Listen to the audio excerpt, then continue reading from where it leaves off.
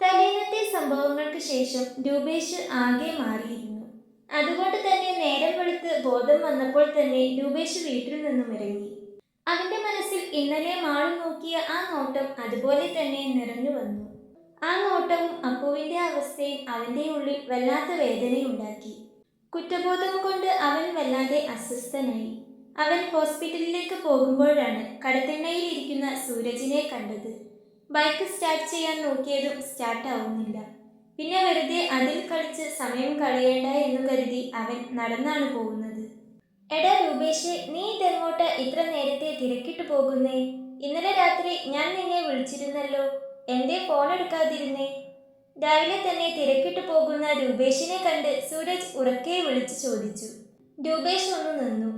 സൂരജിനെ കണ്ടതും രൂപേഷിന് വല്ലാത്തൊരു അസ്വസ്ഥത തോന്നി. അവനെ നോക്കി വെറുതെ ഒന്ന് ചിരിക്കാൻ ശ്രമിച്ചു രൂപേഷ്.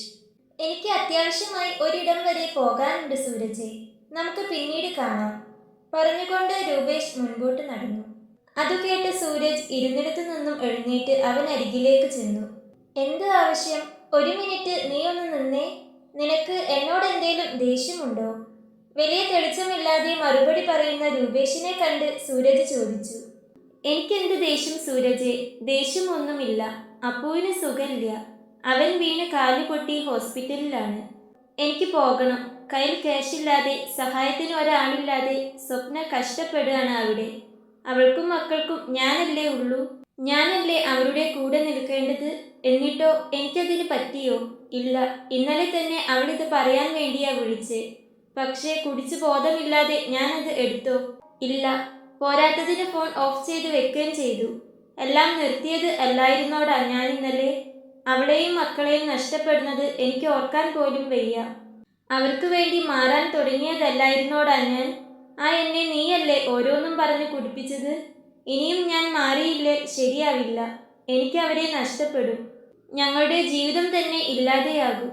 ഇല്ല, അങ്ങനെ സംഭവിക്കാൻ പാടില്ല.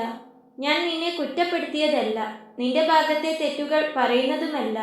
തെറ്റെല്ലാം എൻ്റേതാണ്. ആരൊക്കെ എന്തൊക്കെ പറഞ്ഞാലും ചെയ്താലും ഞാൻ എൻ്റെ കുടുംബത്തെ പറ്റി ഓർക്കണമായിരുന്നു. എന്നെ മാത്രം ആശ്രയിച്ച് കഴിയുന്ന എൻ്റെ ഭാര്യയെയും മക്കളെയും കുറിച്ച് ഞാൻ ഓർക്കണമായിരുന്നു. ഇല്ല, ഇനി അതൊന്നും പറഞ്ഞിട്ട് കാര്യമില്ല. ഇനിയെങ്കിലും ഞാൻ മാറണം. മാറിയേ പറ്റൂ. പെട്ടെന്ന് മുഴുവനായി നിർത്താൻ പറ്റുമോ എന്നെനിക്കറിയില്ല. എങ്കിലും ഞാൻ ശ്രമിക്കും. എനിക്കിനി ഈ നശിച്ച സ്വഭാവം വേണ്ട, രൂപേഷ് തീർത്തു പറഞ്ഞു. എടാ, നീ ഇങ്ങനെയൊക്കെ പറയാൻ മാത്രം ഇപ്പൊ എന്താ സംഭവിച്ചേ? പിന്നെ ലോകത്ത് നീ മാത്രമാണോ കുടിക്കുന്നത്? അല്ലല്ലോ. മക്കൾക്ക് ചെറിയൊരു പരിക്ക് പറ്റിയതിന് നീ ഇങ്ങനെ ലോകം അവസാനിച്ചതുപോലെ നടക്കുകയാണോ? എടാ, ഇതൊക്കെ മാറും. നീ ഇപ്പോൾ ആകെ തകർന്നാണ് ഇരിക്കുന്നത്. നിനക്കൊരു ധൈര്യം കിട്ടണേ ഒരിത്തിരി അടിക്ക്. സാധനം എൻ്റെ കയ്യിലുണ്ട്, അതൊന്ന് അടിച്ചിട്ട് പൊയ്ക്കോ, സൂരജ് പറഞ്ഞു. നീ ഇപ്പോൾ വന്ന് എൻ്റെ കൂടെ ഇതിത്തിരി അടിച്ചില്ലെങ്കിൽ ഞാൻ കരുതും നിനക്കെന്നോട് ദേഷ്യമാണെന്ന്, എൻ്റെ ഫ്രണ്ട്ഷിപ്പ് നീ വേണ്ടെന്ന് വെച്ചെന്ന്, സൂരജ് വീണ്ടും പറഞ്ഞു. രൂപേഷിന്റെ മനസ്സിൽ മക്കളുടെയും സ്വപ്നയുടെയും മുഖം തെളിഞ്ഞു വന്നു. അവരെ ഓർക്കുമ്പോൾ അവന് വല്ലാത്തൊരു അസ്വസ്ഥതയും വെല്ലായ്മയും തോന്നുന്നുണ്ട്. അതിനോടൊപ്പം തന്നെ മദ്യം കുടിച്ചിറക്കുന്നത് ആലോചിക്കുമ്പോൾ ഉള്ളിൻ്റെ ഉള്ളിൽ നിന്നും അത് വേണമെന്ന് തന്നെ ആരോ വാശി പിടിക്കുന്നത് പോലെ. എത്രയൊക്കെ ആഗ്രഹിച്ചാലും പെട്ടെന്നൊരു ദിവസം അങ്ങോട്ട് നിർത്താൻ പറ്റുന്നതല്ലല്ലോ അത്. അത് അവൻ്റെ കുറ്റവുമല്ല. കാരണം അത് അത്രമേൽ അവനെ പിടിമുറുക്കി കഴിഞ്ഞിരുന്നു. അവനൊരു നിമിഷം കണ്ണുകൾ ഇറുക്കെ അടച്ചു പിടിച്ചു. പിന്നെ പതിയെ കണ്ണുകൾ തുറന്നു. രൂപേഷിന്റെ കണ്ണുകളിൽ ചുവന്ന വരകൾ വീണിട്ടുണ്ട്. സൂരജ് അവന്റെ മുഖത്തേക്ക് തന്നെ നോക്കി നിൽക്കുകയാണ്. വേണ്ട വേണ്ട സൂരജെ, എന്നെ നിർബന്ധിക്കരുത്. ഞാനിത് നിർത്താൻ ശ്രമിക്കുകയാണ്. എനിക്ക് പോകണം. അവളെയും മക്കളെയും കാണണം. ഇല്ലാതെ എനിക്കൊരു സമാധാനവുമില്ല. ഞാൻ പോവുക സൂരജെ, പറഞ്ഞുകൊണ്ട് രൂപേഷ് മുൻപോട്ട് നടന്നു. രൂപേഷ് പോകുന്നത് നോക്കി നിന്ന് സൂരജിന്റെ കണ്ണുകൾ ഒന്ന് ചുരുങ്ങി. വല്ലാത്തൊരു ഭാവം അവന്റെ കണ്ണുകളിൽ വന്നു നിറഞ്ഞു. പിന്നെ എന്തോ തീരുമാനിച്ചുറപ്പിച്ചതുപോലെ രൂപേഷിനരികിലേക്ക് വേഗത്തിൽ നടന്നു. പിറ്റേന്ന് രാവിലെ അപ്പുവിനെ പരിശോധിക്കാൻ ഡോക്ടർമാർ മുറിയിലേക്ക് വന്നു. സീനിയർ ഡോക്ടർ ലക്ഷ്മിയും അവരുടെ മകനും ഡോക്ടറുമായ വിഷ്ണുവും കൂടെ ഒരു നേഴ്സിംഗ് സ്റ്റാഫുമായിരുന്നു അവർ. അവരെ കണ്ടതും സ്വപ്നയും മീരയും ആളും ഇരുന്നിടത്തു നിന്നും എഴുന്നേറ്റ് നിന്നു. എങ്ങനെയുണ്ട് അപ്പു? വേദന ഇപ്പോൾ കുറവുണ്ടോ? ഡോക്ടർ ലക്ഷ്മി അപ്പുവിനെ പരിശോധിച്ചുകൊണ്ട് അവനോട് ചോദിച്ചു. കുറവുണ്ട് ഡോക്ടറെ, എങ്കിലും വേദനയുണ്ട്. അപ്പു പതിഞ്ഞ ശബ്ദത്തോടെ പറഞ്ഞു. സാരില്ലാട്ടോ, അതൊക്കെ വേഗം മാറും. ഡോക്ടർ പറഞ്ഞതും അപ്പു ഒന്ന് തലയാട്ടി. എന്തായാലും ചേച്ചിക്കുട്ടി ഒന്നും മിണ്ടാത്തേ? നിന്റെ അനിയൻകുട്ടന് ഒന്നുമില്ലാട്ടോ. അപ്പുവിനെ പരിശോധിക്കുന്നത് ശ്രദ്ധിച്ചു നോക്കി നിൽക്കുന്ന മാളുവിനെ കണ്ട് ഡോക്ടർ പറഞ്ഞു. അതിന് അവളൊന്ന് പതിയെ തലയാട്ടി. എന്തായിരുന്നു പേര്? പരിശോധിച്ചു കഴിഞ്ഞ് പോകാൻ നേരം സ്വപ്നയെ നോക്കിക്കൊണ്ട് ഡോക്ടർ ലക്ഷ്മി ചോദിച്ചു. സ്വപ്ന, അവൾ പതിയെ പറഞ്ഞു. വീടെവിടെയാ? അവർ വീണ്ടും ചോദിച്ചു. വടകര, അവൾ പറഞ്ഞു. എനിക്ക് എവിടെയോ കണ്ട് നല്ല പരിചയമുള്ളതുപോലെ, പക്ഷേ അങ്ങോട്ട് ഓർമ്മ കിട്ടുന്നുമില്ല. വടകരയാണെങ്കിൽ അറിയാനും വഴിയില്ല. തന്നെ നോക്കി നിൽക്കുന്ന സ്വപ്നയെ കണ്ട് അവർ പറഞ്ഞു. എനിക്കും അങ്ങനെ തോന്നുന്നു, പക്ഷേ എവിടെ വെച്ചാണെന്ന് മാത്രം മനസ്സിലാകുന്നില്ല. അമ്മ പറഞ്ഞതിനെ അനുകൂലിച്ചുകൊണ്ട് വിഷ്ണുവും പറഞ്ഞു. എന്നെയാവില്ല ഡോക്ടർ, എന്നെയാവാൻ ഒരു സാധ്യതയുമില്ല. അത് വേറെ ആരെയെങ്കിലും ആയിരിക്കും, സ്വപ്ന പറഞ്ഞു. എന്നും ഒരുപാട് രോഗികളെ കാണുന്നതല്ലേ, ചിലപ്പോൾ എൻ്റെ തോന്നലാവാം. എന്തായാലും മോനെക്കുറിച്ചോർത്ത് പേടിക്കേണ്ട, എല്ലാം ശരിയാകും. അവർ പറഞ്ഞുകൊണ്ട് അപ്പുവിനെ ഒന്ന് നോക്കി. അപ്പുവിൻ്റെ കൈകളിൽ തലോടുന്ന മാളുവിനെയാണ് അവരപ്പോൾ കണ്ടത്. അപ്പുവിന് വേദനിച്ചാൽ ചേച്ചിയോട് പറയണേ. ചേച്ചി അപ്പുവിനെ കെട്ടിപ്പിടിച്ചിരിക്കാം, അപ്പോൾ ഈ വേദനയൊക്കെ മാറിപ്പോകും. മാളു പതിയെ അപ്പുവിനോട് പറയുമ്പോൾ അപ്പു അതിന് ചിരിച്ചുകൊണ്ട് തലയാട്ടുന്നുണ്ട്. അവർ തമ്മിലുള്ള സ്നേഹം കണ്ടപ്പോൾ വിഷ്ണുവിന് അത്ഭുതം തോന്നി. ഇവരെ ഇങ്ങനെ കണ്ടുകൊണ്ടിരിക്കാൻ എന്തു രസാ. സാധാരണ ഈ പ്രായത്തിലുള്ള കുട്ടികൾ തമ്മിൽ എപ്പോഴും വഴക്ക് കൂടുകയാണല്ലോ പതിവ്. അതേ വിഷ്ണു, ഞാനത് ചിന്തിച്ചതേയുള്ളൂ. ഇവർ തമ്മിൽ വല്ലാത്തൊരു ബോണ്ടുണ്ട്. ഇങ്ങനെ 2 മക്കളെ കിട്ടിയ സ്വപ്ന ഭാഗ്യവതിയാണ്. എനിക്ക് ഇവരോട് വല്ലാത്തൊരു സ്നേഹം തോന്നുന്നു. വിഷ്ണു പറഞ്ഞതും ലക്ഷ്മിയമ്മയും അത് തന്നെ പറഞ്ഞു. അവരുടെ സംസാരം കേട്ട് സ്വപ്നയുടെ കണ്ണുകൾ നിറഞ്ഞു. അറിയാം അവർ തമ്മിലുള്ള സ്നേഹം എത്രമാത്രം ഉണ്ടെന്ന്. എങ്കിലും മറ്റൊരാൾ അത് പറഞ്ഞു കേൾക്കുമ്പോൾ അമ്മ എന്ന നിലയിൽ അവൾക്കുണ്ടാകുന്ന സന്തോഷം അത്ര വലുതാണ്. മക്കളുടെ സ്നേഹം കണ്ട് അവൾക്ക് വല്ലാത്തൊരു സന്തോഷവും ആശ്വാസവും തോന്നി. അപ്പുവിൻ്റെ ഓപ്പറേഷൻ കഴിഞ്ഞെങ്കിലും പണത്തിൻ്റെ കാര്യം സ്വപ്നയെ വല്ലാതെ അലട്ടുന്നുണ്ടായിരുന്നു. എന്തു ചെയ്യണം, ആരോട് ചോദിക്കണം എന്നറിയാത്തൊരവസ്ഥ. മീരെ, എനിക്കൊരു സമാധാനവും കിട്ടുന്നില്ല. എത്രയും പെട്ടെന്ന് പൈസയുടെ കാര്യം എന്തെങ്കിലും ഒന്ന് ചെയ്യണം. അതൊന്ന് ശരിയായാൽ മാത്രമേ എനിക്ക് സമാധാനാവൂ. ഞാൻ ഒന്നുകൂടി രൂപേഷേട്ടനെ വിളിച്ചു നോക്കട്ടെ. കാര്യങ്ങൾ അറിഞ്ഞ സ്ഥിതിക്ക് രൂപേഷേട്ടൻ എന്താ പറയാൻ പോകുന്നത്, ചെയ്യാൻ പോകുന്നത് എന്നൊക്കെ ഒന്ന് അറിയണമല്ലോ. പറഞ്ഞുകൊണ്ട് സ്വപ്ന ഫോണെടുത്ത് രൂപേഷിനെ വിളിച്ചു. അപ്പോഴും ഫോൺ സ്വിച്ച്ഡ് ഓഫ് ആണ്. എന്നിട്ടും അവൾ ഒന്നുകൂടി വിളിച്ചു നോക്കി. അപ്പോഴും ഫോൺ സ്വിച്ച് ഓഫ് തന്നെ. എൻ്റെ ദൈവമേ, ഈ മനുഷ്യൻ്റെ ഫോൺ ഇപ്പോഴും ഓഫാണോ? നീ പറഞ്ഞതല്ലേ മീരെ? എല്ലാം അറിഞ്ഞിട്ടും ഇങ്ങേരിതെന്താ ഇങ്ങനെ? അവളുടെ മുഖം ദേഷ്യം കൊണ്ട് വലിഞ്ഞു മുറുകി. മീരെ, താൻ ഇന്നലെ എൻ്റെ വീട്ടിൽ പോയതല്ലേ? എല്ലാം പറഞ്ഞതല്ലേ? രൂപേഷേട്ടൻ്റെ മോൻ തന്നെയല്ലേ ഇവിടെ കിടക്കുന്നത്? ഒരു വാക്ക്, ഒരു വിളി. സ്വന്തം മോൻ്റെ കാൽ ഓപ്പറേഷൻ കഴിഞ്ഞിട്ടിരിക്കുകയല്ലേ? എന്നിട്ടും രൂപേഷേട്ടനൊന്ന് അന്വേഷിച്ച് വരാൻ പോലും തോന്നിയില്ലല്ലോ. ഇങ്ങനെയും മനുഷ്യന്മാരും ഉണ്ടാകൂ. സങ്കടവും ദേഷ്യവും കൊണ്ട് ആകെ തകർന്നു നിൽക്കുകയാണ് അവൾ. സ്വപ്നെ, നീ ഒന്ന് ശാന്തമാക്. ആ സൂരജിന്റെ കൂടെ എങ്ങാനും പോയി കാണും. അവൻ ഒറ്റ ഒരുത്തന രൂപേഷേട്ടനെ ഇങ്ങനെ ചീത്തയാക്കുന്നേ. ഇന്നലെ ഞാൻ പറഞ്ഞപ്പോൾ ആൾക്ക് നല്ല സങ്കടമായിട്ടുണ്ട്. കുറ്റബോധം തോന്നുന്നുണ്ടാകും ഇപ്പോൾ. പക്ഷേ ഇങ്ങോട്ട് വരാനുള്ള ആവതിയൊന്നും ഉണ്ടായിരുന്നില്ല ആൾക്ക്. നീ പേടിക്കാതിരിക്കെ, സങ്കടപ്പെടേണ്ട. ആള് കുറച്ചു കഴിഞ്ഞാ വന്നോളൂ. മീര അവളെ ഒന്ന് ആശ്വസിപ്പിക്കാൻ എന്ന വണ്ണം പറഞ്ഞു. എങ്ങനെ പേടിക്കാതിരിക്കും മീരെ ഞാൻ? ഇയാളെ ഞാൻ എന്ത് ചെയ്യാനാണ്? മണ്ണെണ്ണ ഒഴിച്ച് എന്നെ കത്തിക്കാൻ നോക്കിയതിന് എനിക്ക് ഇത്ര സങ്കടമില്ല. അതിനേക്കാളും സങ്കടം രൂപേഷേട്ടൻ സ്വന്തം മക്കളോട് കാണിക്കുന്ന ഈ ക്രൂരത കാണുമ്പോഴാ. ഇവരെന്ത് തെറ്റ് ചെയ്തു? എനിക്കെൻ്റെ മക്കളെ ആലോചിക്കുമ്പോഴാ സങ്കടം. പണ്ട് മുതലേ ഇങ്ങനെയായിരുന്നെങ്കിൽ എനിക്ക് ഇത്രത്തോളം സങ്കടം തോന്നില്ലായിരുന്നു. ഇത് എന്നെയും മക്കളെയും ജീവനേക്കാളേറെ സ്നേഹിച്ചിട്ട് ഇപ്പോൾ ഇങ്ങനെ ചെയ്യുമ്പോൾ എനിക്ക് സഹിക്കാൻ പറ്റുന്നില്ല മീരെ. നിനക്കറിയില്ലേ, രൂപേഷേട്ടൻ എന്നെ കെട്ടിയതിന് ശേഷമാണ് ഞാൻ സന്തോഷം എന്തെന്ന് അറിഞ്ഞത് തന്നെ. എന്നിട്ട് ആ മനുഷ്യനാണ് ഇപ്പോൾ ഇങ്ങനെയൊക്കെ ചെയ്യുന്നത്. എന്തു കുടിച്ചിട്ടാണെങ്കിലും കെട്ടിറങ്ങുമ്പോൾ മനുഷ്യന്മാർക്ക് ബോധം വരില്ലേ? ഇത് അതുപോലുമില്ല. സ്വപ്ന ആകെ തകർന്നും തളർന്നും പോയിരുന്നു. കണ്ണുകൾ നിറഞ്ഞൊഴുകി, ചുണ്ടുകൾ വിറച്ചു. നീ ഇങ്ങനെ കരയല്ലേ സ്വപ്നെ. പൈസയുടെ കാര്യം കൂടി ആലോചിക്കുന്നത് കൊണ്ടാ നീ ഇപ്പോ ആകെ വല്ലാതെയാകുന്നേ. നീ സമാധാനപ്പെട്.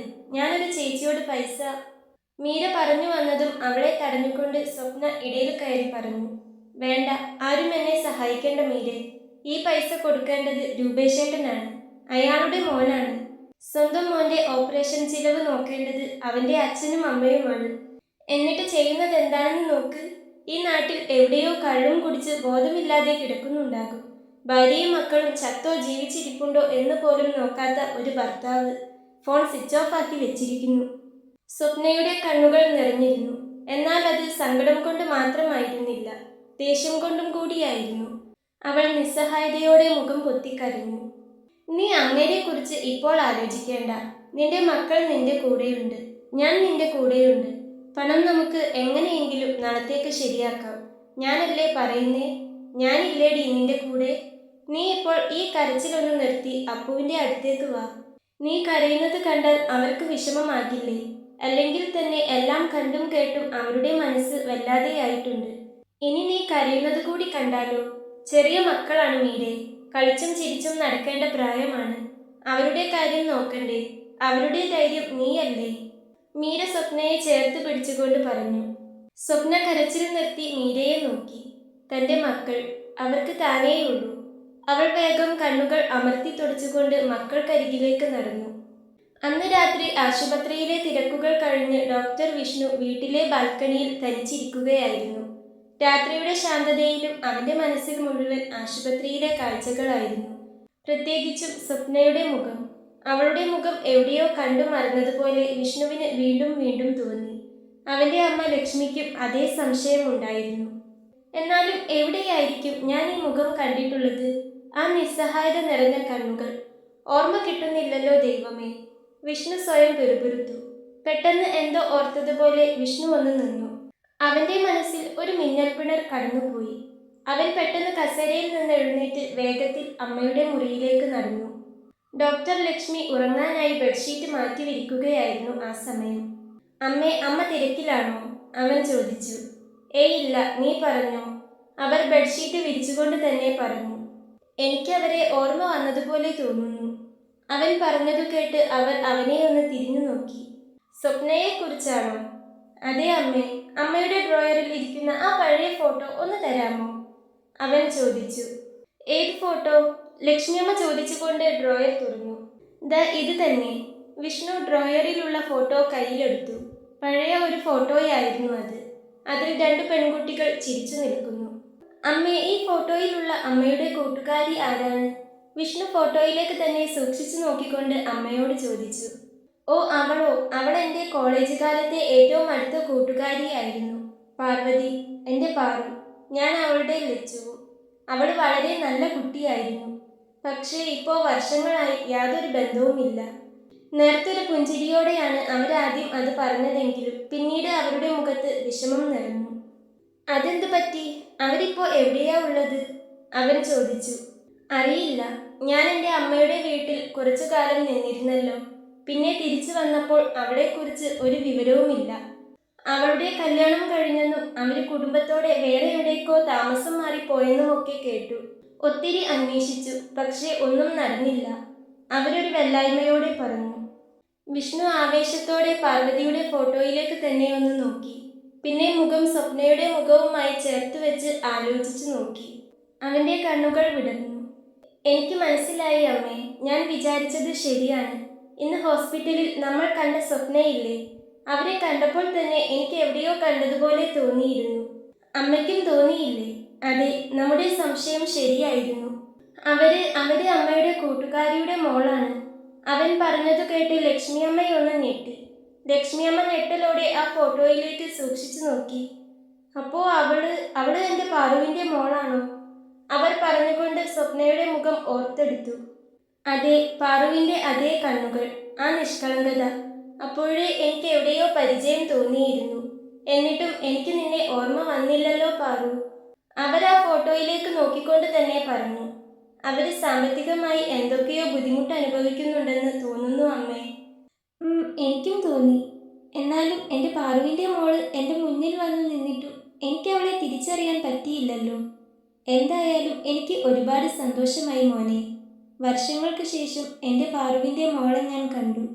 അവളോട് ചോദിക്കണം എൻ്റെ പാറു എവിടെയാണെന്ന്. എനിക്ക് അവളെ കാണണം. ലക്ഷ്മിയമ്മയുടെ കണ്ണുകൾ സന്തോഷം കൊണ്ട് നിറഞ്ഞു. വിഷ്ണു ആകട്ടെ തൻ്റെ കണ്ടെത്തലിൽ ആശ്വാസം കൊണ്ടു. പിറ്റേന്ന് രാവിലെ അപ്പുവിനെ കിടത്തിയ മുറിയിൽ ആശങ്കയോടെ ഇരിക്കുകയാണ് സ്വപ്ന. അപ്പോഴാണ് സന്തോഷത്തോടെ മീര അവിടേക്ക് കടന്നു വന്നത്. സ്വപ്നെ, നീ ഇനി ടെൻഷൻ അടിക്കേണ്ട. ദേ പണത്തിൻ്റെ കാര്യം ഞാൻ ശരിയാക്കിയിട്ടുണ്ട്. മീര വന്നതും പറഞ്ഞത് അതാണ്. ശരിയാക്കിയെന്നോ? എങ്ങനെ മീരെ? നീ ആരോടാ ചോദിച്ചത്? സ്വപ്ന സന്തോഷത്തോടെ എഴുന്നേറ്റ് നിന്ന് അവളോട് ചോദിച്ചു. ദേ ഇത് വെച്ച് തൽക്കാലം ഇപ്പോൾ ബില്ലടയ്ക്കാം. ബാക്കി കാര്യങ്ങളൊക്കെ ഞാൻ പിന്നെ പറയാം. ഇത് കയ്യിലുണ്ടെങ്കിൽ നിനക്കൊരു ആശ്വാസമാകുമല്ലോ. മീര ബാഗിൽ നിന്നും പൈസ എടുത്ത് സ്വപ്നയ്ക്ക് നേരെ നീട്ടി.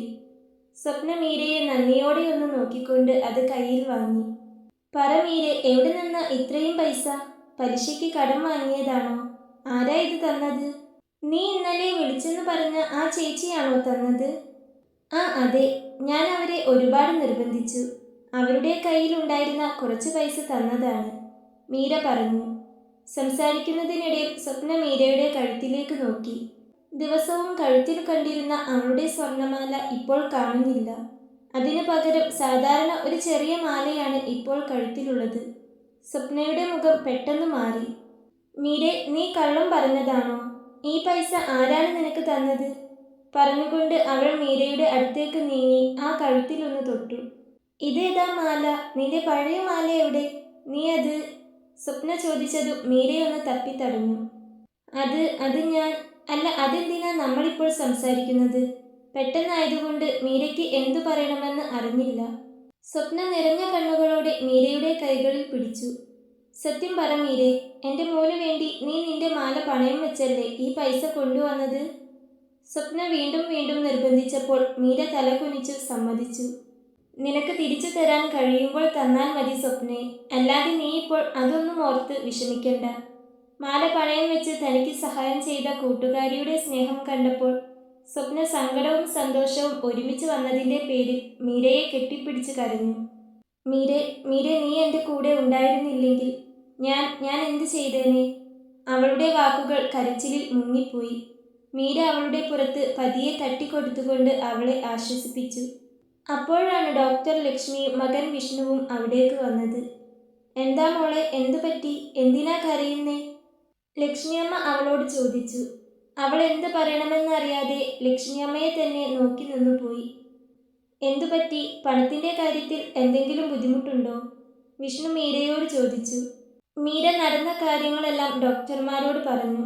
രമേശന്റെ ഒടുക്കത്തെ കള്ളുകുടി, ഉത്തരവാദിത്തമില്ലായ്മ, സ്വപ്നയുടെ ജോലി, മാല പണയം വെച്ച് പണം കണ്ടെത്തിയ വിഷയം, അങ്ങനെയെല്ലാം. അപ്പോഴേക്കും സ്വപ്നയുടെ കണ്ണുകൾ വീണ്ടും നിറഞ്ഞൊഴുകിയിരുന്നു. ലക്ഷ്മിയമ്മ ഒന്നുകൂടി സ്വപ്നയുടെ അടുത്തേക്ക് വന്ന് സ്നേഹത്തോടെ അവളുടെ തോളിൽ കൈവച്ചു. എൻ്റെ മോളെ, നിനക്കിനി ഒന്നും പേടിക്കാനില്ല. നിനക്കൊരു കാര്യം അറിയാമോ? ഞങ്ങൾക്ക് നിന്നെ കണ്ടപ്പോഴേ ഒരു സംശയമുണ്ടായിരുന്നു. എവിടെയോ കണ്ട് നല്ല പരിചയമുണ്ടല്ലോ എന്ന്. ഇന്നലെ രാത്രി ഇവനത് ഓർത്തെടുത്തു. എൻ്റെ കൂട്ടുകാരി പാർവതിയുടെ മോളാണ് നീ. ഞാനും മോളെ അമ്മയും ഒരുമിച്ച് പഠിച്ചവരാണ്. അങ്ങോട്ടും ഇങ്ങോട്ടും ഞങ്ങൾക്ക് അത്രയും ഇഷ്ടമായിരുന്നു. ലക്ഷ്മിയമ്മ പറഞ്ഞതു കേട്ട് അവളൊന്ന് ഞെട്ടി. തൻ്റെ അമ്മ. അവൾക്ക് കരച്ചിലടക്കാൻ കഴിഞ്ഞില്ല. ഒരു വലിയ താങ്ങു ലഭിച്ചതുപോലെ അവൾ ലക്ഷ്മിയമ്മയെ നോക്കി. അവളിപ്പോൾ എവിടെയുണ്ട്? എനിക്ക് അവളെ കാണണം. എത്ര കാലമായെന്നറിയോ ഞാൻ അവളെ ഒന്ന് കണ്ടിട്ട്? ഞാൻ എൻ്റെ അമ്മ വീട്ടിൽ പോയി വരുമ്പോഴേക്കും അവരിവിടെ നിന്നും പോയിരുന്നു. അന്വേഷിക്കാത്ത സ്ഥലങ്ങളില്ല. പക്ഷെ എവിടെയും കണ്ടെത്താനായില്ല. ചിലപ്പോൾ ഇങ്ങനെ തമ്മിൽ കാണാനായിരിക്കും യോഗം, ലക്ഷ്മിയമ്മ പറഞ്ഞു. അത് അമ്മ ഇപ്പോൾ ഇല്ല. അമ്മയും അച്ഛനും ഒരു ആക്സിഡൻറ്റിൽ. എനിക്കും പറഞ്ഞു കേട്ട അറിവേ ഉള്ളൂ. അവരെന്നെ തനിച്ചാക്കി പോയി കളഞ്ഞു. പറയുമ്പോൾ അവൾ കരഞ്ഞു പോയിരുന്നു. ലക്ഷ്മിയമ്മയും വിഷ്ണുവും ഒക്കെ ആകെ വല്ലാതായിപ്പോയി. പാറു, അവൾ പോയെന്നോ? എന്നെങ്കിലും തമ്മിൽ കാണുമെന്ന് പ്രതീക്ഷിച്ചിരുന്ന, ആഗ്രഹിച്ചിരുന്ന തൻ്റെ കൂട്ടുകാരി വർഷങ്ങൾ മുൻപേ ഈ ഭൂമിയിൽ നിന്നും പോയെന്ന് ലക്ഷ്മിയമ്മയ്ക്ക് വിശ്വസിക്കാൻ പറ്റിയില്ല. അവരെ അതാകെ തളർത്തിക്കളഞ്ഞു. പക്ഷേ തനിക്ക് മുൻപിൽ നിറക്കണ്ണുകളോടെ നിൽക്കുന്ന തൻ്റെ കൂട്ടുകാരിയുടെ മകളെ കാണുമ്പോൾ കരഞ്ഞു തളർന്നു പോകാൻ പാടില്ലെന്ന് തോന്നി. അവർ വേഗം അവളുടെ കൈ മുറുക്കെ പിടിച്ചു. കരയേണ്ട, ഇനി എൻ്റെ മോളും മക്കളും ഒറ്റയ്ക്കല്ല. ഒന്നും ഓർത്ത് മോളിനി പേടിക്കേണ്ട. ബില്ലൊക്കെ അമ്മ അടിച്ചോളാം. ലക്ഷ്മിയമ്മ അവളുടെ തോളിലൂടെ കൈയിട്ട് തന്നോട് ചേർത്ത് പിടിച്ചുകൊണ്ട് പറഞ്ഞു. സ്വപ്ന അവർ പറഞ്ഞ അമ്മ എന്ന വാക്കിൽ കുരുങ്ങിക്കിടക്കുകയാണ്. അവൾ പെട്ടെന്ന് ചിന്തകളിൽ നിന്നും പുറത്തു വന്നു. വേണ്ട ഡോക്ടർ, വേണ്ട. ആദ്യത്തെ ഞെട്ടൽ മാറിയതും അവൾ വേഗം പറഞ്ഞു. എന്നു പറഞ്ഞാൽ പറ്റില്ല. എൻ്റെ പാറുവിൻ്റെ മോള് എനിക്ക് മോള് തന്നെയാ. അതുകൊണ്ട് അതൊക്കെ ഞങ്ങൾ നോക്കിക്കോളാം. പിന്നെ അതുമാത്രമല്ല മോളെ, എനിക്കൊരു ഉപദേശം കൂടിയുണ്ട്. നീ ഇനി കുറച്ചു കാലത്തേക്ക് ഒരിക്കലും ആ രൂപേഷിൻ്റെ അടുത്തേക്ക് തിരിച്ചു പോകരുത്.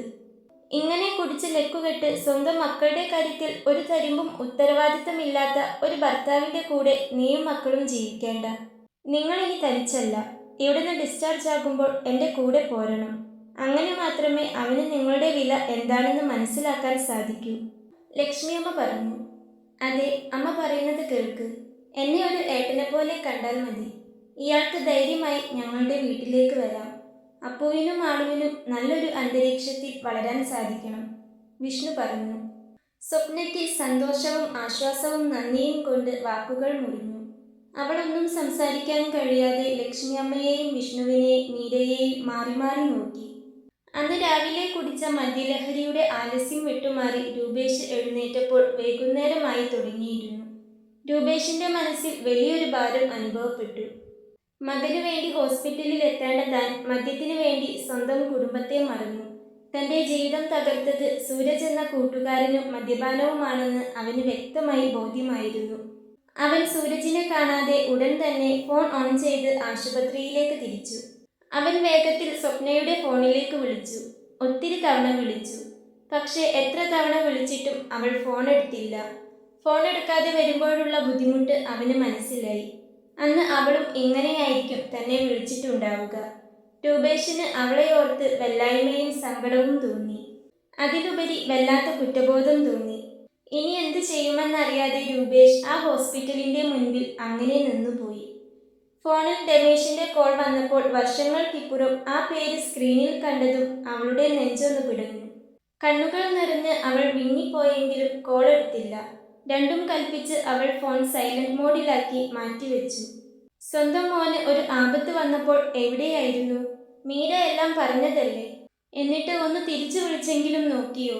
ഇപ്പൊ തന്നെ എത്ര നേരായി? ഒരാവശ്യത്തിന് കൂടെ ഉണ്ടായിരുന്നു. പാവം മീര. അവൾ എൻ്റെ കൂടെ നിന്നില്ലായിരുന്നെങ്കിൽ, മാല പണയം വെച്ച് ആ പൈസ തന്നില്ലായിരുന്നെങ്കിൽ. വേണ്ട, നേരത്തെ ചെയ്തതുപോലെ തന്നെ ഇനിയും കുടിച്ചു തന്നെ നടക്കട്ടെ. ഭാര്യയുടെയും മക്കളുടെയും വില കുറച്ചെങ്കിലും ഒന്നറിയട്ടെ. ഇപ്പൊ ഫോൺ എടുത്താൽ ശരിയാകില്ല, അവൾ മനസ്സിലോർത്തു. ദേഷ്യം കൊണ്ടുണ്ടായ വാശിയല്ല, ഒറ്റയ്ക്കാക്കിപ്പോയ സങ്കടത്തിൽ നിന്നുള്ള വാശിയായിരുന്നു അത്. കുറ്റബോധം രൂപേഷിനെ ആകെ തകർത്തു. മക്കളുടെയും ഭാര്യയുടെയും വിലയറിഞ്ഞ ഒറ്റപ്പെടലിന്റെ വേദന അവനെ ഒരു തരം ഭ്രാന്തനാക്കി കളഞ്ഞു. ആ ഭ്രാന്തിന്റെ ചൂടിൽ അവൻ മദ്യത്തെ വെറുത്തു. മദ്യപാനം പൂർണ്ണമായി നിർത്താൻ തീരുമാനിച്ചു. സൂരജിനെ കണ്ടപ്പോൾ അവൻ ദേഷ്യത്തോടെ അവനെ തള്ളി മാറ്റി ഇനി ഒരിക്കലും തൻ്റെ മുന്നിൽ വരരുതെന്ന് താക്കീത് നൽകി. പിന്നീട് അവൻ്റെ ഒരു വാക്കിന് പോലും ഇടം നൽകാതെ തിരിഞ്ഞു നടന്നു. ലക്ഷ്മിയമ്മ പറഞ്ഞത് പ്രകാരം അപ്പുവിനെ പേവാർഡിലേക്ക് മാറ്റിയിരുന്നു. അപ്പു കിടക്കുന്ന മുറിയിലെ ജനലിനരികിൽ സ്വപ്നയും മക്കളും പുറത്തേക്ക് നോക്കി നിൽക്കൂ. അവിടെ നിന്ന് നോക്കിയാൽ ആശുപത്രിയുടെ ഗേറ്റിലേക്ക് കാണാം. തുടർച്ചയായിട്ടുള്ള ദിവസങ്ങളിൽ എന്നും കൃത്യസമയത്ത് രൂപേഷ് ആശുപത്രിയുടെ ഗേറ്റിനടുത്ത് വരും. ആശുപത്രിക്കകത്ത് അവർ എവിടെയാണെന്ന് അറിയാത്തതുകൊണ്ട് തന്നെ അവൻ ഗേറ്റിന് പുറത്തു നിന്നും മുകളിലേക്ക് നോക്കി അവരെ തിരയും. നിരാശയോടെ കുറച്ചു നേരം നിന്നിട്ട് അവൻ അവരെ കാണാതെ മടങ്ങിപ്പോകും. ഈ കാഴ്ച സ്വപ്നയും അപ്പുവും ആളും എന്നും കാണുന്നുണ്ടായിരുന്നു. അമ്മേ, അച്ഛൻ ഇപ്പോൾ ഒരുപാട് മാറിപ്പോയി അല്ലേ? അച്ഛൻ നല്ലോണം വിഷമിക്കുന്നുണ്ട്. നമുക്ക് അച്ഛൻ്റെ അടുത്തേക്ക് പോയാലോ? നിരാശനായി തിരിഞ്ഞു നടന്നു പോകുന്ന അച്ഛനെ കണ്ട് മാളു സങ്കടത്തോടെ പറഞ്ഞു. വേണ്ട മോളെ, നമ്മൾ ഇപ്പോൾ പോയാൽ ഈ ചെയ്തതിനൊന്നും കാര്യമുണ്ടാവില്ല. അച്ഛന് നമ്മുടെ വില മനസ്സിലാവില്ല. അച്ഛൻ്റെ തെറ്റ് അച്ഛന് ഇനിയും മനസ്സിലാകാനുണ്ട്. കുറച്ചുകൂടി കഴിയട്ടെ. അച്ഛൻ ശരിക്കും കള്ളുകുടി നിർത്തട്ടെ, എന്നിട്ട് നമുക്ക് പോകാം, അവൾ മകനെയും മകളെയും ചേർത്ത് പിടിച്ചുകൊണ്ട് പറഞ്ഞു. രൂപേഷിന്റെ മുഖത്തെ വേദന കണ്ട് മക്കൾക്ക് സങ്കടം തോന്നിയെങ്കിലും സ്വപ്നയുടെ മനസ്സ് കടുത്തു തന്നെ നിന്നു. ഇല്ല, രൂപേഷേട്ടന്റെ കൂടെ തിരികെ പോകാനുള്ള സമയം ആയിട്ടില്ല, അവൾ മനസ്സിൽ ദൃഢമായി പറഞ്ഞു. പിറ്റേന്ന് രാവിലെ പതിവ് പോലെ രൂപേഷ് ആശുപത്രിയുടെ ഗേറ്റിനടുത്തെത്തി.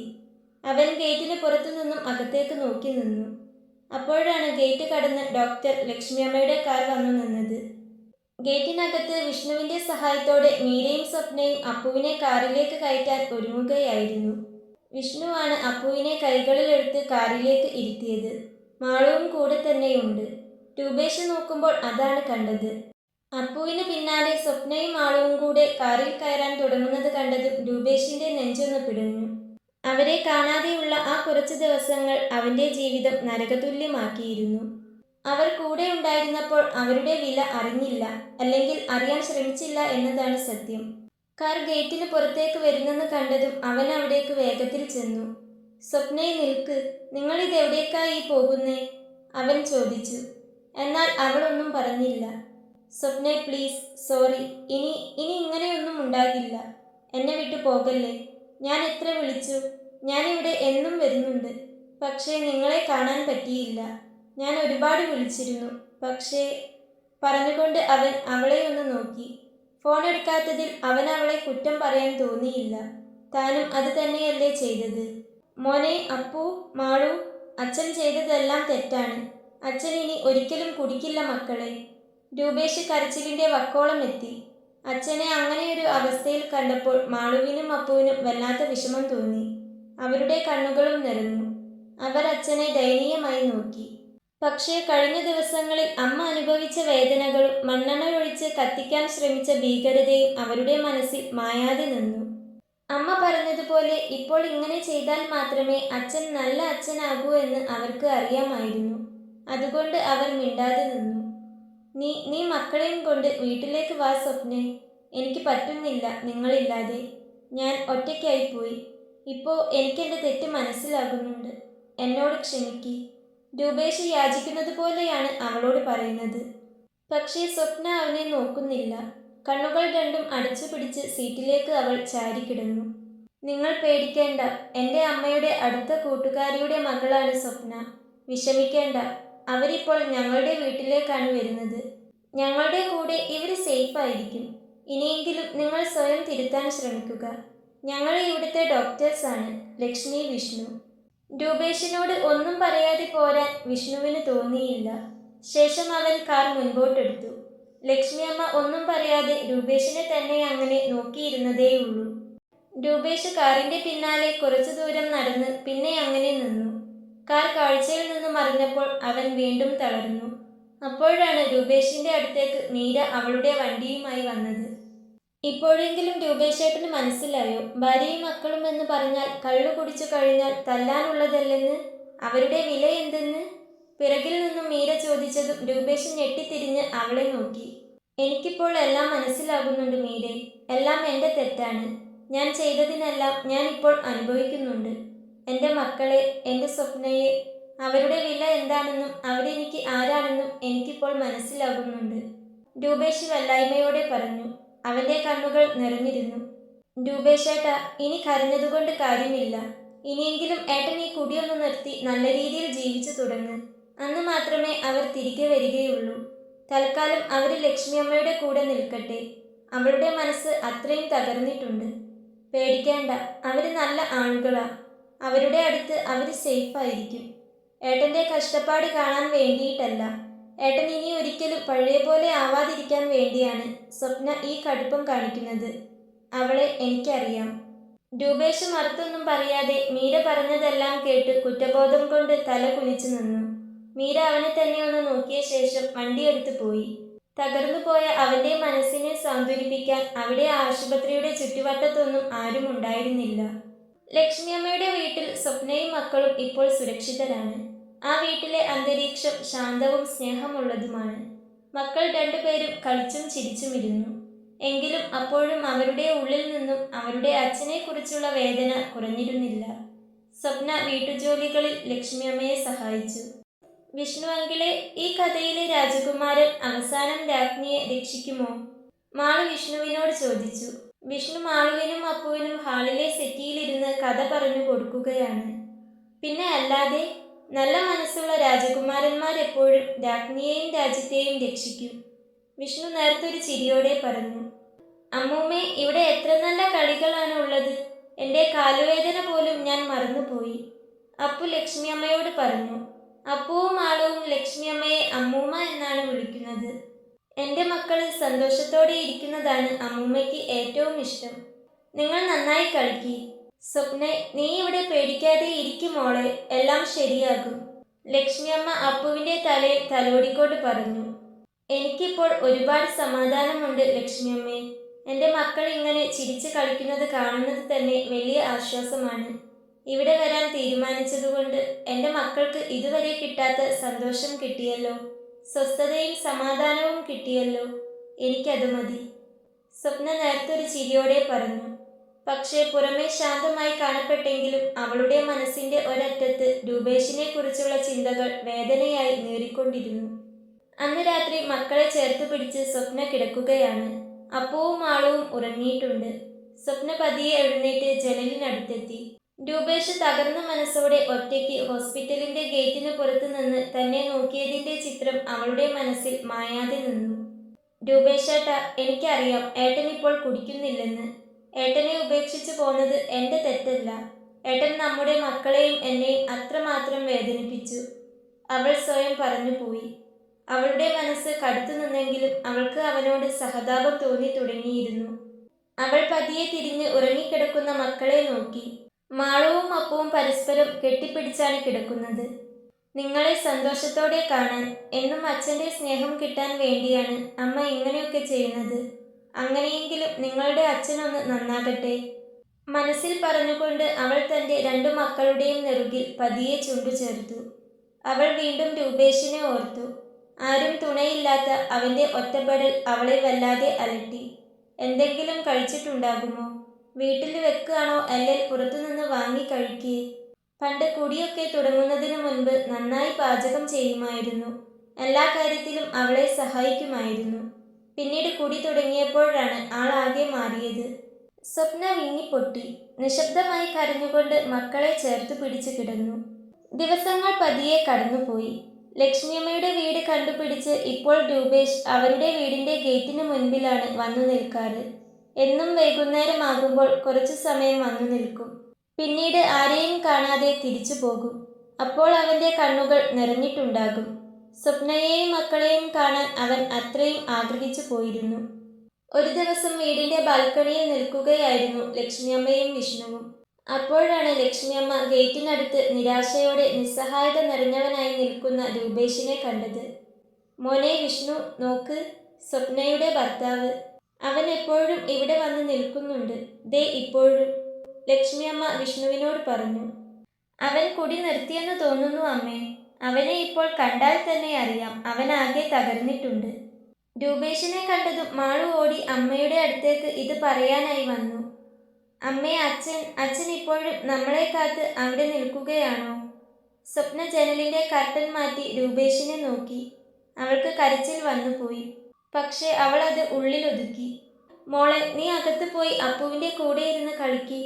അവൾ പറഞ്ഞതും മാളു ഒന്നും പറയാതെ അച്ഛനെ ഒരു വട്ടം കൂടി ഒന്ന് നോക്കിയിട്ട് സങ്കടത്തോടെ അപ്പുവിന്റെ അടുത്തേക്ക് പോയി.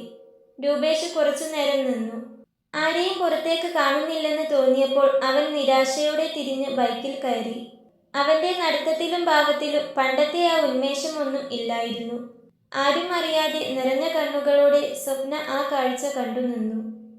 അന്ന് രാത്രി സ്വപ്ന ഉറക്കത്തിൽ നിന്ന് ഞെട്ടി ഉണർന്നു. അവൾ വിയർത്തിരുന്നു. ഹൃദയം ശക്തിയായി മിടിക്കുന്നുണ്ടായിരുന്നു. ദൈവമേ! കിതച്ചുകൊണ്ട് അവൾ തൻ്റെ കയ്യിലിരുന്ന തലയിണ മുറുകെ പിടിച്ചു.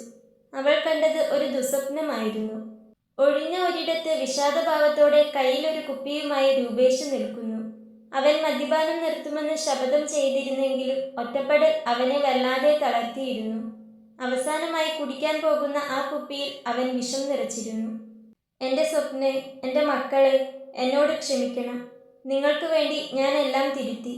എന്നിട്ടും നിങ്ങൾ എൻ്റെ അടുത്തേക്ക് വരുന്നില്ലല്ലോ. ഞാൻ ശരിക്കും ഒറ്റപ്പെട്ടു പോയി.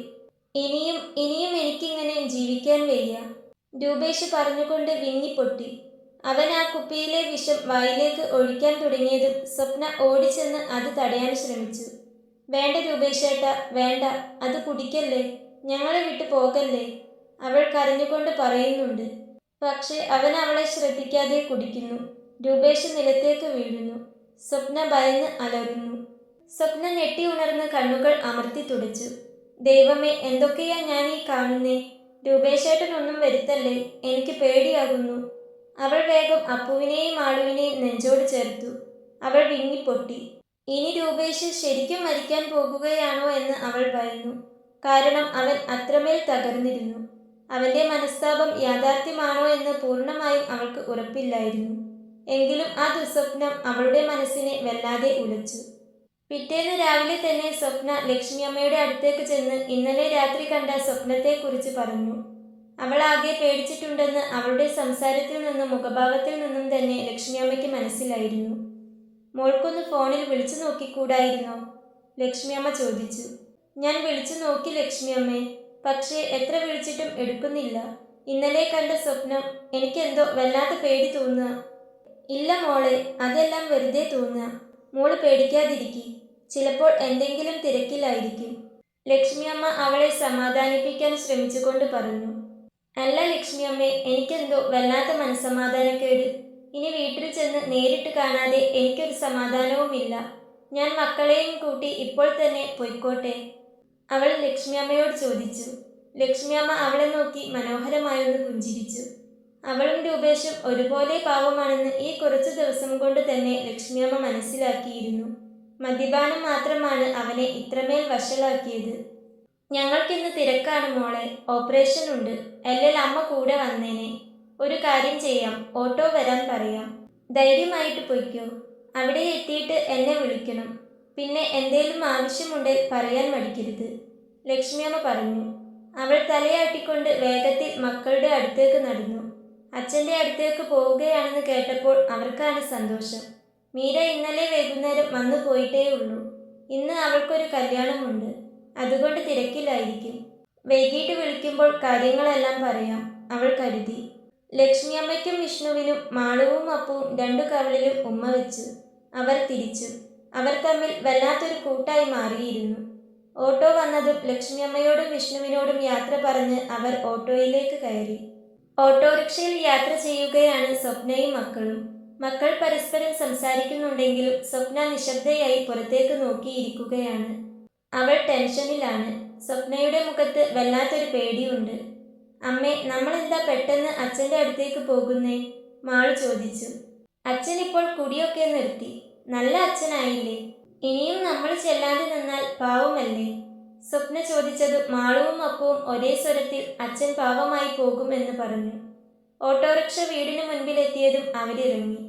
വിഷ്ണു ആദ്യമേ ഓട്ടോയ്ക്കുള്ള കൂലി ഡ്രൈവർക്ക് കൊടുത്തിരുന്നു. അവൾ ആ വീട് ആകെയൊന്ന് നോക്കി. വൃത്തികേടായി കിടക്കുന്നൊന്നുമില്ല. ആ വീട്ടിലെ നല്ല ഓർമ്മകൾ മാത്രം മനസ്സിൽ നിറച്ച് ബാക്കിയെല്ലാം മറന്നുകളഞ്ഞതുപോലെ അവൾ വേഗം ഓടിച്ചെന്ന് വാതിൽ തുറന്നു. വാതിൽ അകത്തുനിന്നും ലോക്ക് ചെയ്തിട്ടില്ല, വെറുതെ അടച്ചു വെച്ചിട്ടേയുള്ളൂ. മുറിയിലെത്തിയ അവൾ അവിടുത്തെ കാഴ്ച കണ്ട് ഞെട്ടിപ്പോയി. രൂപേഷ് കഴുത്തിൽ കയറിയിട്ട് കെട്ടിത്തൂങ്ങാൻ നിൽക്കുന്നു. രൂപേഷേട്ടാ! അവൾ കരഞ്ഞുകൊണ്ട് ഒരു നിമിഷം പോലും വൈകാതെ ഓടിച്ചെന്ന് അവനെ പിടിച്ചുയർത്തുകയും കയർ അഴിച്ചു മാറ്റാൻ ശ്രമിക്കുകയും ചെയ്തു.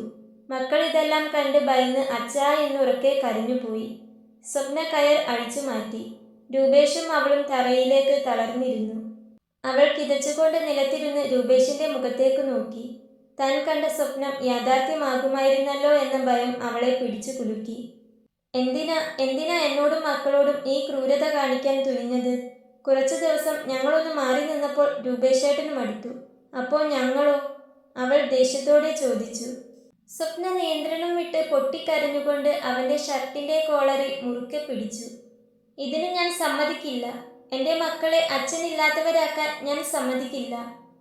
അവൾ പിന്നെയും കരഞ്ഞുകൊണ്ട് അവനെ ഇറുക്കെ പുണർന്നു. രൂപേഷ് നിശബ്ദനായി തേങ്ങിക്കരഞ്ഞുകൊണ്ട് അവളെ ചേർത്ത് പിടിച്ചു. പിന്നെ തനിക്കരികിൽ നിൽക്കുന്ന മക്കളെയും. സ്വപ്നെ, എന്നോട് ക്ഷമിക്ക്. എനിക്കിനി വയ്യ. ഞാൻ കാരണം നിങ്ങളില്ലാതെ ഞാൻ. അവന്റെ വാക്കുകൾ പൂർത്തിയാക്കാൻ അവൾ സമ്മതിച്ചില്ല. ഇനിയൊന്നും പറയണ്ട. ഇപ്പോൾ രൂപേഷേട്ടൻ മാറിയല്ലോ, അത് മതി. ഏട്ടൻ കാരണം ഞങ്ങൾക്കൊരു കുഴപ്പവുമില്ല.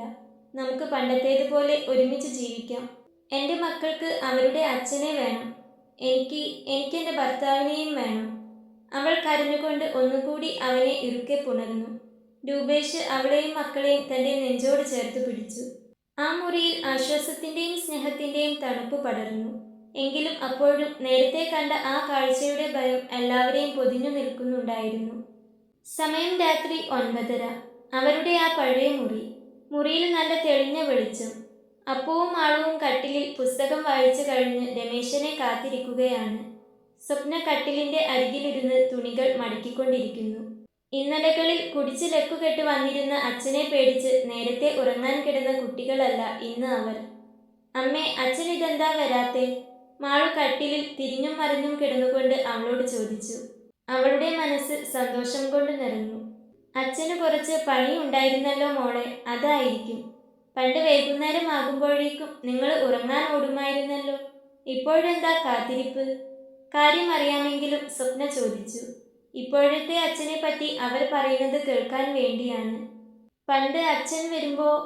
അപ്പു വാക്കുകൾ പകുതിക്ക് വെച്ച് നിർത്തി. അതൊക്കെ പോട്ടെ. പണ്ട് അച്ഛൻ ദേഷ്യത്തിലായിരുന്നല്ലോ. ഇപ്പോൾ നിങ്ങളുടെ നല്ല അച്ഛനല്ലേ? കാത്തിരിക്കുന്നത് സ്നേഹം കൊണ്ടല്ലേ? സ്വപ്ന അപ്പുവിൻ്റെ തലയിൽ തലോടിക്കൊണ്ട് പറഞ്ഞു.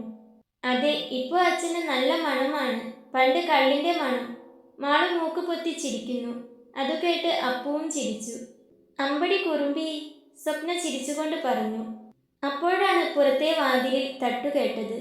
കേൾക്കേണ്ട താമസം മക്കൾ രണ്ടുപേരും എഴുന്നേറ്റ് ഉമ്മറത്തേക്കോടി. അവർക്ക് പിന്നാലെ തന്നെ അവളും ഉമ്മറത്തേക്ക് നടന്നു. വാതിൽ തുറന്ന് രൂപേഷ് അകത്തേക്ക് വന്നു. അവൻ്റെ മുഖത്ത് നിറഞ്ഞ സന്തോഷമുണ്ട്. നിങ്ങൾ ഉറങ്ങാതെ എന്നെ കാത്തിരിക്കുകയായിരുന്നോ? കയ്യിൽ മാളുവിനും അപ്പുവിനും വേണ്ടി വാങ്ങിയ ചോക്ലേറ്റുകൾ ഉണ്ട്. അവനത് അവർക്ക് നേരെ നീട്ടിക്കൊണ്ട് ചോദിച്ചു. അവരത് കയ്യിൽ വാങ്ങിക്കൊണ്ട് അവനെ കെട്ടിപ്പിടിച്ചു. അച്ഛാ, എന്താ ഇത്ര വൈകിയേ? അപ്പു ചോദിച്ചു.